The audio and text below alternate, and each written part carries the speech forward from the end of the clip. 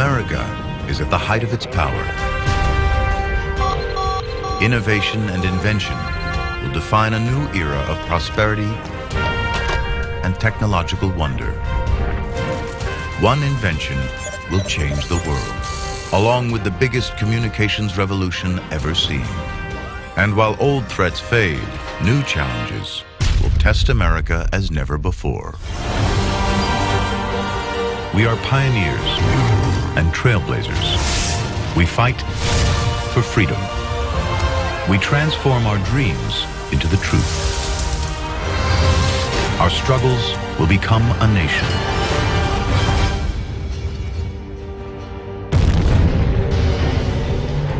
The 1970s. America is locked in a global standoff with another superpower, the Soviet Union. It's the Cold War. Communism and capitalism clash in an ideological battle for supremacy. For many, it's an era of fear and uncertainty, nuclear nightmares. By the end of the Cold War, the rival countries will amass enough explosive firepower for over 1 million Hiroshimas. But the Cold War has another battlefield: the space race. And when America claims the prize by putting man on the moon, a technology that will define the era comes of age. Television. 185 million Americans are united in front of their TV sets. Looking back at those images now, we marveled at the clarity of the picture. This was live from the moon, after all. It was the height of technology, and we marveled at it. In 1940, there are just a few thousand TV sets in the whole country. By 1970, there are over 60 million. TV will play a defining role in shaping a new era. America has always tried to adopt new technologies. Television as we know it today, I mean, it was considered, think about this crazy idea where we can send moving images to any place in the United States.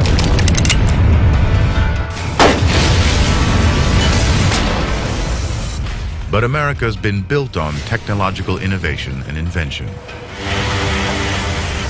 From steamboats and 6 guns to automobiles for everyone.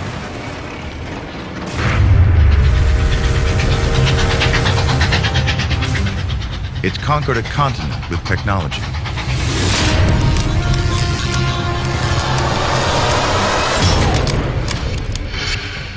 But throughout the nation's history, it is communications technology that's played a defining role. 1865. The telegraph helped President Abraham Lincoln win the war for the North. He virtually sees and can command every battle. 1945. David Sarnoff, Eisenhower's most senior communications expert, helps develop television for America. By 1950, Sarnoff creates one of the biggest TV broadcast networks in the world. TV may be a new form of entertainment, but it's also the most powerful communications device in existence. Sarnoff recognized that there was going to be awesome power, and that with that awesome power was going to come awesome responsibility. By 1970, the American public is watching more television than any nation on Earth. Over 5 hours a day for every man, woman, and child. There are more TV news programs than any country in the world. Over 70% of the adult population watch the television news every evening. And when pictures of the moon landings are broadcast live, it isn't just a technological success. It's a symbolic victory in the Cold War. But there's a real war closer to American lives. Vietnam, a bitter conflict in Southeast Asia. America fears communism will sweep the region and wants to stop its influence. But the U.S. military and all its technology comes up hard against determined guerrilla movements. And the war is being fought by hundreds of thousands of drafted young Americans. We ask so much of our 18-year-olds to go over to a foreign land, a jungle no less, and fight guerrillas who are home on their turf and don't like at all the invading army. The generation that's fighting the Vietnam War are the baby boomers, the biggest ever American generation. Over 50 million new Americans born in 15 post-war years. This huge generation are unlike any Americans who've come before. And their influence and attitude towards society are destined to change the face of America. The 1960s were inevitable. The greatest generation came home with a fixed idea of what life should be about. And they were so busy putting their own lives back together again in a traditional fashion that they weren't paying attention to the changing sensibilities of their children. America, in a way, reinvents itself every 10 or 15 years. And that reinvention is always feared by the generation that came before. June 1969, upstate New York. Woodstock, a weekend concert for over 100,000 ticket holders, is overrun by nearly 500,000 baby boomers. Over 1 million more try to get in. It's the world's biggest ever music festival and becomes the boomers' coming out party, a signal to America of the generational change taking place. Going from a society and culture that was fairly buttoned up and prim and proper to one that suddenly was, well, we had Woodstock, we had hippiedom, we had free love. Baby boomers had a huge, tremendous impact on how we view the world and how we view society. But the baby boomers aren't just rebelling against their parents' values. People began to attempt to affect from the streets the highest levels of foreign policy. The baby boomers want an end to the Vietnam War, and they take their protests to the streets. But the willingness to stand up for what you believe in mass demonstrations of revolt, that's very American. In the Vietnam War, people were unwilling to die for something they didn't believe in.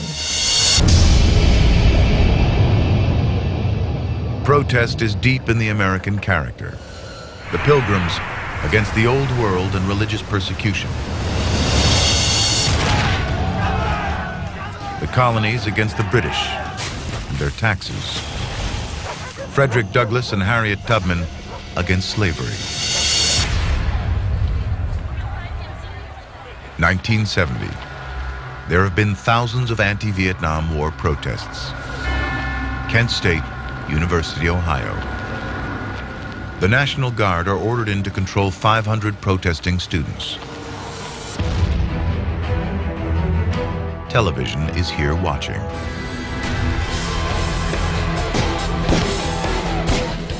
Four students are shot dead.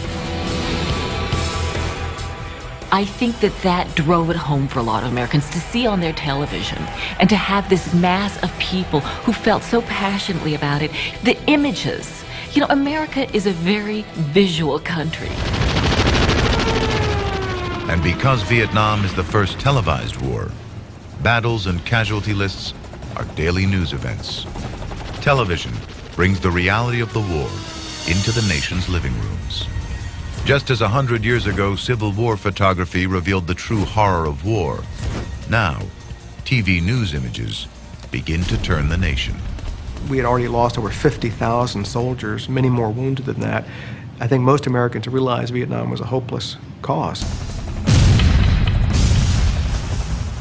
More bombs than were dropped in the whole of World War II. Hundreds of billions of dollars. But what most Americans remember are the pictures they see on their TV sets. Watching people in Saigon clinging to helicopters as we left in disgrace. This is a profoundly un-American notion. 1975, and the Vietnam War is finally over. In many ways, it really was the anti-war movement on the ground that shaped our story of Vietnam and, to some degree, the actual experience of the war. For many of the baby boomers, the protest and rebellion has a wider aim: to create a completely new way of life. You could rebel against your parents and rebel against society while creating your own utopia. This is a very 60s ideal. Creating a land where you can live your dreams is part of the American character. It's the reason the Pilgrims came to America. Why Mormon pioneers headed west. The baby boomers aren't looking for a new land. They want to change American society, make it a fairer place. As the 60s turn into the 70s, black activism, Native American land rights, gay rights, ecology, and feminism burst onto the agenda and the streets. The baby boom generation shaped America. The movement for equality for women in the workplace certainly came out of that. A tiny moment in American history gave a lot of confidence to American women. Freedom is freedom. All men and women are created equal. I had no prior knowledge of the Watergate break-in. I neither took part in nor knew about any of the subsequent cover-up activities. 1974. President Nixon is implicated in the break-in and the bugging of his political rival's headquarters. He's accused of covering up the crime. Congress starts an impeachment process which transmits live on television. Holders of the highest offices in the land are subjected to a grilling watched by millions. The Nixon administration hits the TV age and loses. There had been scandals previously in American history, but none that unfolded on television with the immediacy of the Watergate scandal. What was revealed by the Watergate scandal was a level of internal corruption, a level of deception, and a real violation of American democracy that even critics of the American government up to that point simply hadn't imagined. It was the last nail in the coffin, you might say, for many, many people, of Americans' confidence in their own society. I shall resign the presidency effective at noon tomorrow. The only president ever to resign the office. His speech watched live by 85% of all American households. Freedom of the press and TV showing their true power. I mean, the power of Watergate is saying you need a free press because there are some things that you will not learn if you do not have a free press. While television proves the downfall of one president and throws America into crisis, another will learn to use this new technology to rebuild American confidence and usher in a new era. As the 70s turn into the 80s, America feels bruised. The Middle East oil crisis, American hostages in Iran. Surveys show only 22% of Americans trust the government. Unemployment and inflation are both at the highest levels since the Great Depression.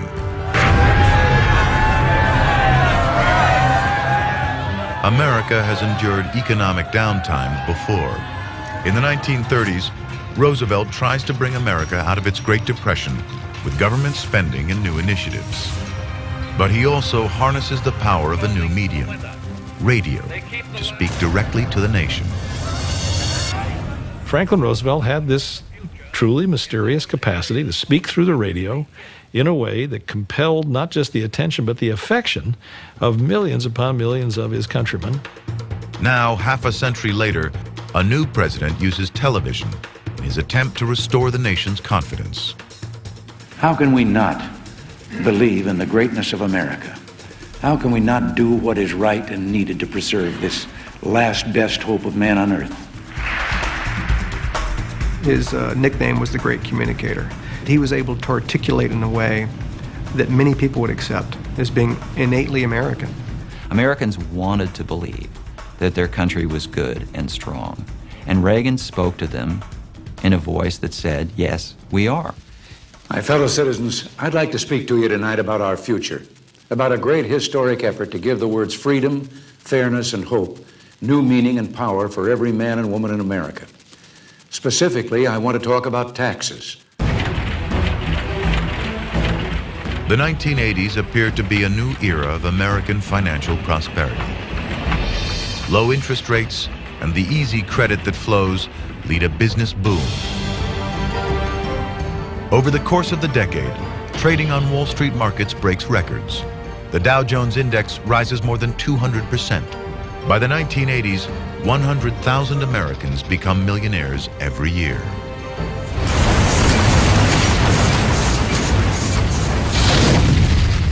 There have been boom times before. The oil rush leads to cheap gasoline and cars for the masses. And cheap steel leads to a construction boom, builds new cities.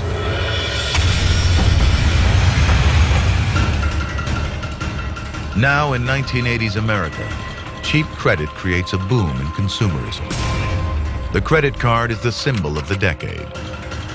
Invented in 1958, once reserved for the wealthy, now it's democratized. By 1989, more Americans have credit cards than vote in elections. The ADC cardholders increased their debt by a factor of 5. By the end of the decade, Americans are spending nearly $250 billion on their credit cards every year. During the 80s, the number of shopping malls surpasses the number of high schools. There's a 78% increase in fast food stores. Spending on restaurant food more than doubles to over $250 billion in a decade. During that decade, we probably became more materialistic than we'd ever had before. Consumption was off the charts. But what consumers really want is technology. The latest home appliances, the latest entertainment technology. There are barely 2 million VCRs in 1980, over 63 million by 1990. From a few thousand cell phones, by the end of the decade, there are over 5 million. Your first pocket knife, your first bicycle, your first car, today, your first cell phone, your first laptop, all these are badges of gaining control over your world, of being able to live life better because you have a better tool and the skill to use it. That's something that's deeply appealing to the American psyche. But many of these consumer technology advances are developed directly from the biggest spending spree of all, the space race. The Cold War with the Soviet Union is still going strong, playing out across the globe and the final frontier. By the end of the Cold War, $7 trillion has been spent, keeping America ahead of her communist rival. The result? One of the most sophisticated and daring spacecraft ever built, the Space Shuttle. The Space Shuttle was a beautiful idea, an elegant craft that would be more efficient, more economical, because it could take off and land and be reusable. The shuttle adds to America's consumer boom. One of its primary functions is to launch communications satellites, helping expand America's ever-growing appetite for entertainment, communications, telephones, and GPS. And the technology that goes into the shuttle also comes back to Earth. Cell phones, water purification, airplane landing gear, firefighting equipment, cordless power tools, medical tech, and even ski wear. All benefited from the shuttle program. For many, the shuttle is symbolic of the American story. It's like one of those self-fulfilling prophecies. Let's work for a better future, we'll get the better future. Talk about the frontier spirit. It's not a question of succeeding or failure. It's just continuous growth, which is really inspirational. 25th Space Shuttle mission, and it is... But the nation's faith in technology is about to receive a blow.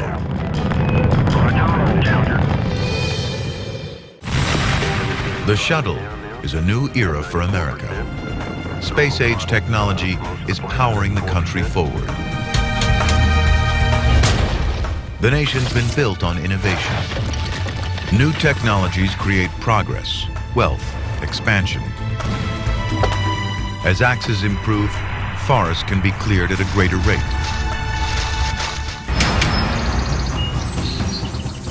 And new military technology wins wars,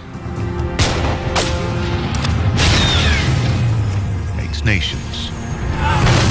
Throughout our history, every one of these technologies has been transformative in a way that has changed economies, it's changed lives, it's changed settlement patterns.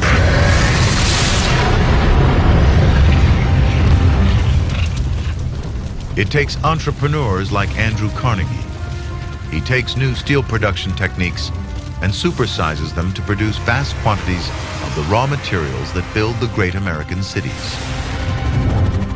And engineering geniuses like Mulholland. His 223-mile LA aqueduct allows a city to grow from the desert. But progress often carries a human cost. 1825. Building the Erie Canal to connect the Great Lakes to New York City claims nearly 1,000 lives. 1865.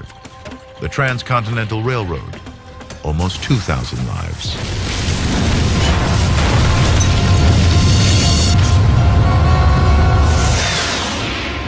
At the turn of the century, 2 out of every 5 men die or are disabled building the skyscrapers of America's new cities. 3, 2, 1, and liftoff.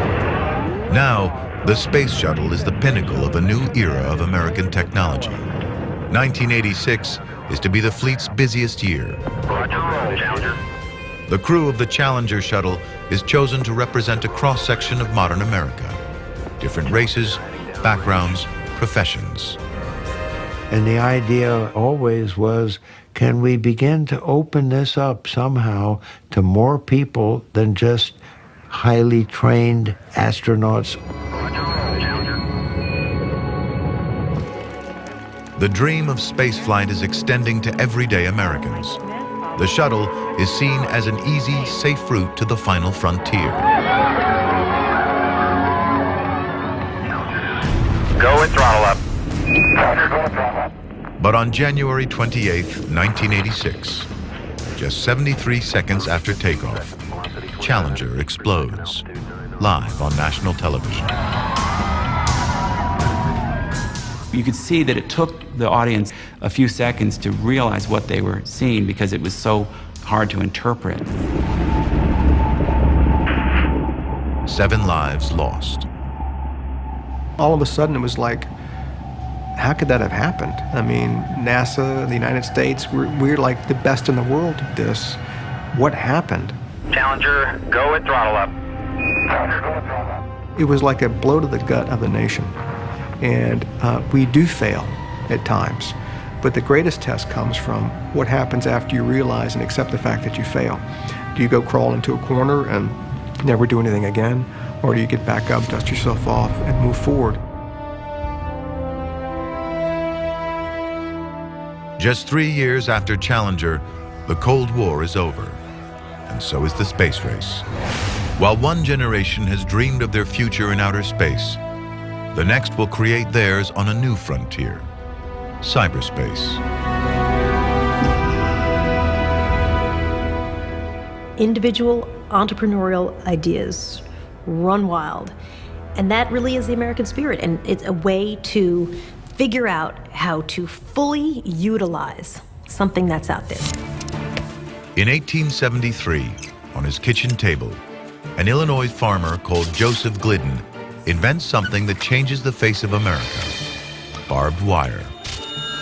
Within 10 years, over 500,000 miles of barbed wire parcels up 1 billion acres of the Midwest and turns open prairie into the breadbasket of America.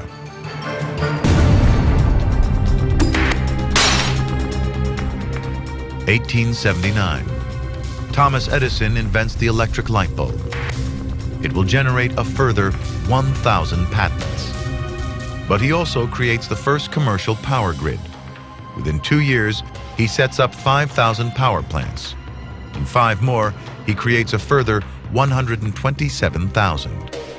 Electric light and power across the nation. We're a nation of entrepreneurs. We have this incredible entrepreneurial spirit. But one 19th century American invention introduces an idea that will shape our 21st century world. In 1850, the looms in cotton mills are automated with paper punch cards. The holes in the cards instruct the loom to use different colored threads, switching one color on, one color off. It's binary code and the key to the future computer revolution. At first, computers don't seem like a revolution. In the 1940s, a single computer with the power of a basic PC today could be the size of a Greyhound bus and needs the same amount of power as a small town. Many people believe that only a few computers will ever be sold, but then they start to reveal their power. In the 60s, computers are used by universities to achieve previously unthinkable calculations. And from the 1970s onwards, corporations use them to replace thousands of manual clerks.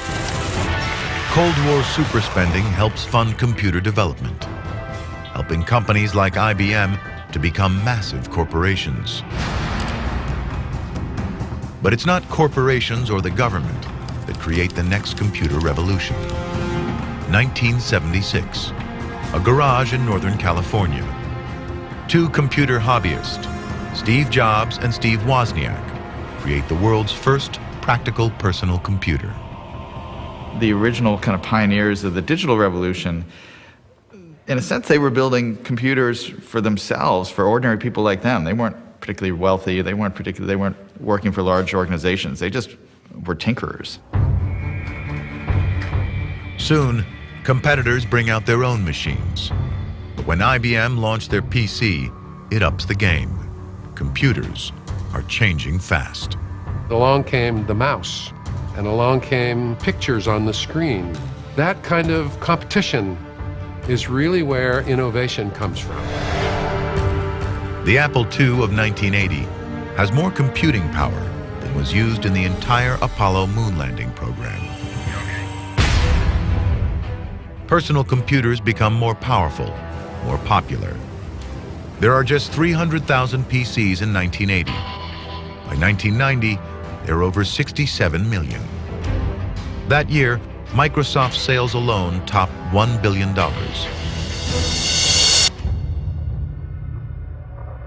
But the true power of computers is yet to be realized. Only when they start to talk to each other will the computing revolution be complete. In 1969, a communication revolution begins. Four computers start talking to each other down a telephone line.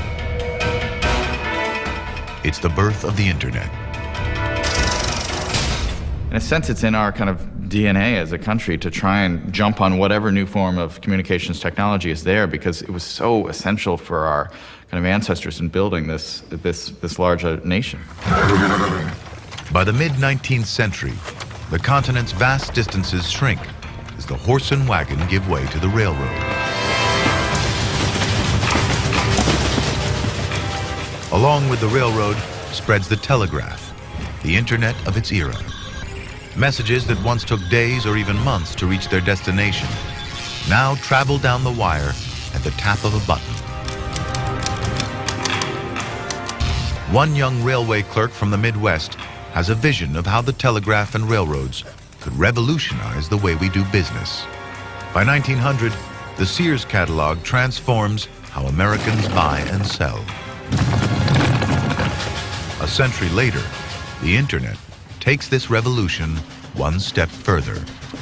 By 2005, almost 200 million homes have computers and internet access, with over $5 billion of goods sold online in 2009. You realize that just the power of this connectivity was unstoppable, overwhelming, incredible, and scary at times. From the first email sent in 1969, by 2009, 90 trillion emails are sent worldwide, 247 billion every day. This spirit of liberty, freedom, of openness has been a really core part of the internet, and a sort of basic idea that everyone should be able to participate equally in this new medium. It's a very American spirit of an idea, this idea that everybody should have access to knowledge. And in 1990s California, the internet boom sparks a second gold rush. Gold rush mentality still existed over 100 years later when Silicon Valley got started. And the secret of Silicon Valley was that people were willing to take huge risks. In 10 years, 30,000 new high-tech companies launched. Silicon Valley creates nearly 1 million new jobs in the 1990s. Venture capitalists inject over $121 billion into high-tech companies in 1998. But not every dot-com entrepreneur makes a fortune. In the Silicon Valley culture, it's perfectly fine. If you have a brilliant idea and you try it and it doesn't work out, people accept that. Hey, you know, they don't all work. But if you did a good job at it, hey, you'll probably get another chance. In March 2000, the dot-com bubble bursts, but the world is transformed. While people didn't make as much money as they thought they were going to make, everybody got online, and the country got wired and embraced this new technology much faster than it would have had there not been a big boom. And so just as the gold rush kind of invented California, I think the internet boom days didn't make as many fortunes, but they did wire the whole country in a really transformative way. But as the information superhighway comes of age, America wakes up to a new and terrifying threat.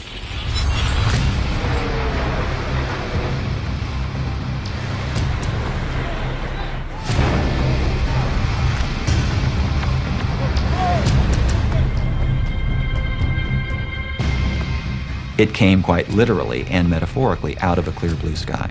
Nobody saw this coming. It was the blackest day in American history. No doubt about it. Someone said, General, you need to turn on the television. I did that. And I watched along with the world as the second jet hit the second tower. On the morning of September 11th, 2001, 2 passenger planes, hijacked by terrorists linked to Al-Qaeda, crash into the World Trade Center towers in New York. When it first happened, and I first realized how bad it was, it took a while to understand how bad it was, and realized it was the worst attack in our history. I remember thinking, well, the world is gonna change. I'm not sure how, but the world is gonna change. 34 minutes later, a third plane, American Airlines Flight 77, hits the Pentagon. At 10:03, a fourth plane, believed to have been heading for the Capitol or the White House, crashes near Shanksville, Pennsylvania, after passengers on board take on the hijackers. We were stunned, we were frozen. And I know in our small community, that same feeling of helplessness and hopelessness was replicated out across the United States from coast to coast. We watched while the fires developed. It was a horrible event, but almost no one, certainly no one around me, had any idea that the integrity of the entire towers was at risk.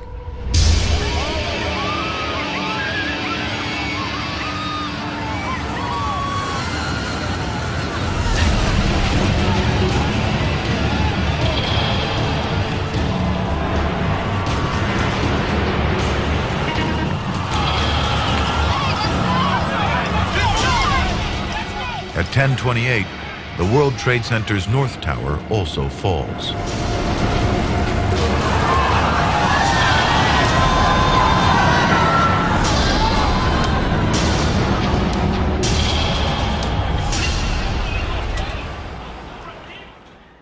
And there was a line of ambulances up the West Side Highway. It just went on forever. And they never called the ambulances, and nobody ever came. And after a while, we began to realize, like, oh my God, there aren't survivors. The 9/11 attacks claim almost 3,000 lives in New York, Pennsylvania, and Washington, D.C.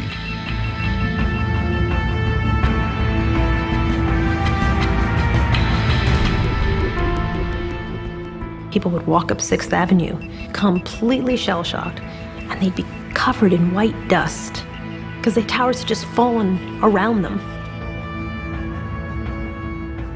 You know, people call 9/11 our generation's Pearl Harbor.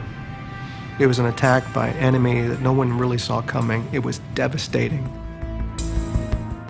This was seen almost as a declaration of war by Al-Qaeda and transnational extremists on the American homeland. But the worst attack on American soil serves to galvanize the nation. I believe the terrorists attacked us for two reasons: to kill a lot of people and to kill our spirit. And they did kill a lot of people, but they didn't kill our spirit. People displayed a very brave attitude in the way they dealt with it. And I think the terrorists never expected that.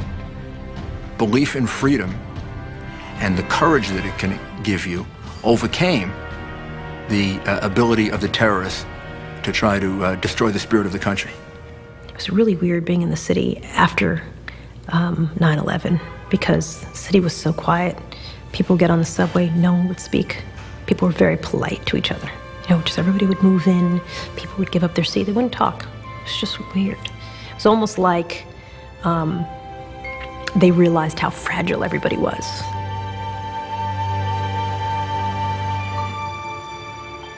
Despite what happened and the horror and the loss, kind of amazing that Americans could rebound. And, you know, they came back to New York. America came back to New York and helped New York, and spent money in New York, and visited New York.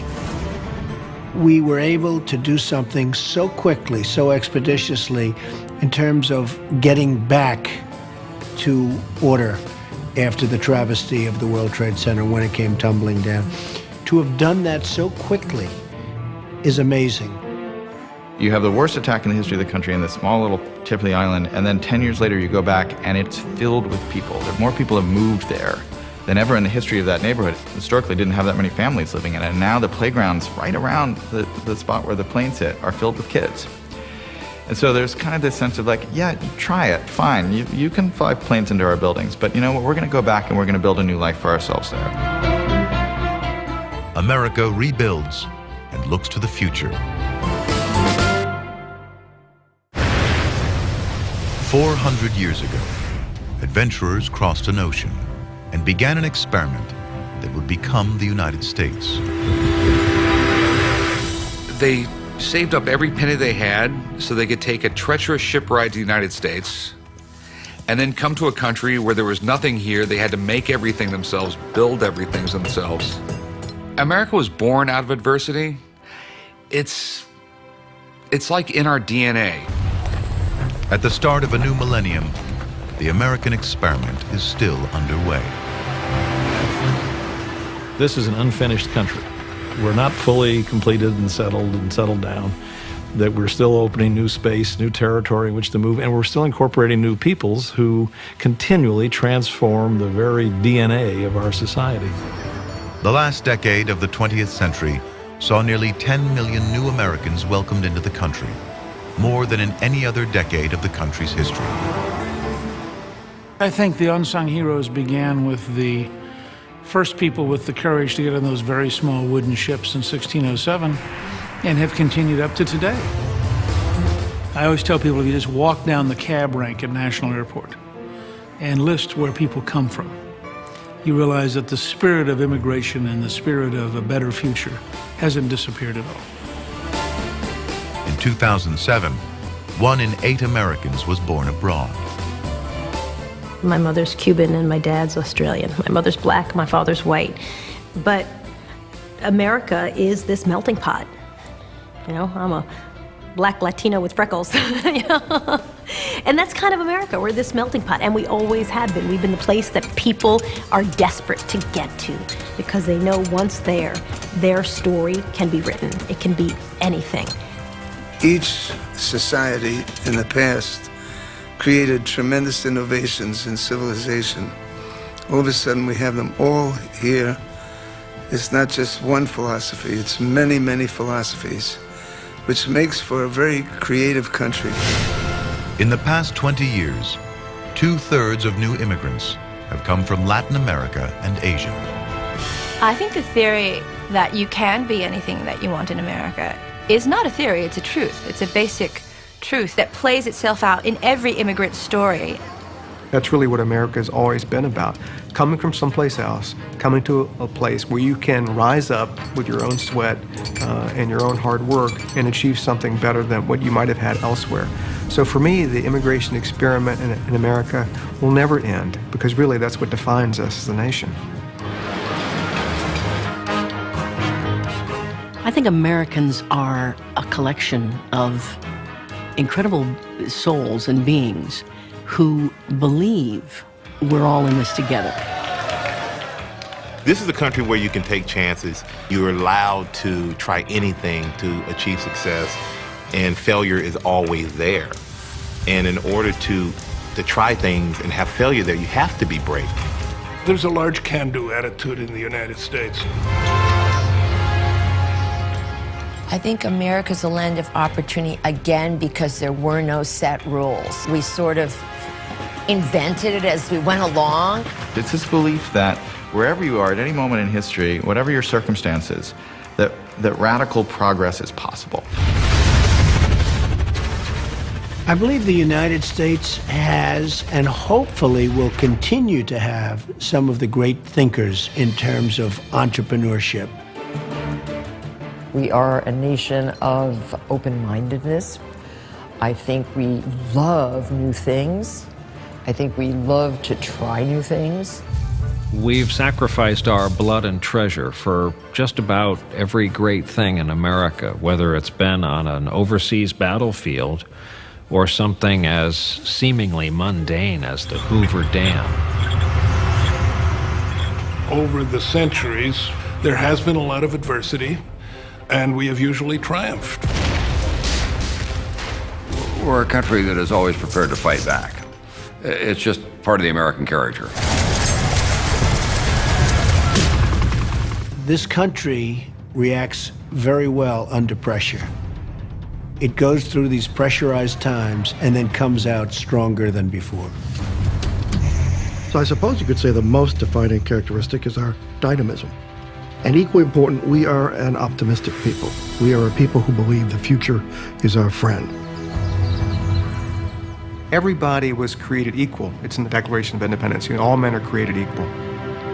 That really gives voice to the whole American experience. We still have racial difficulties. We still have disadvantaged people. But the unique thing about America and its diversity and its people is that we are always moving forward, and we're always dealing with problems, not ignoring them. Questioning your country and constantly going back and examining the beauty of it and the flaws, I think that makes a patriotic American. That's real American character in my mind. I mean, the frontiers that we've conquered is kind of amazing. In a relatively short period of time, America's helped to transform the world.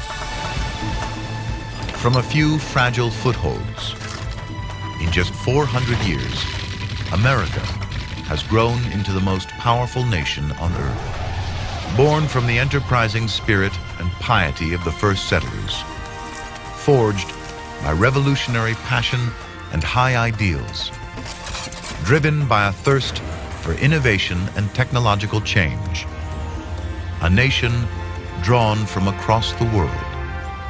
America, the story of us.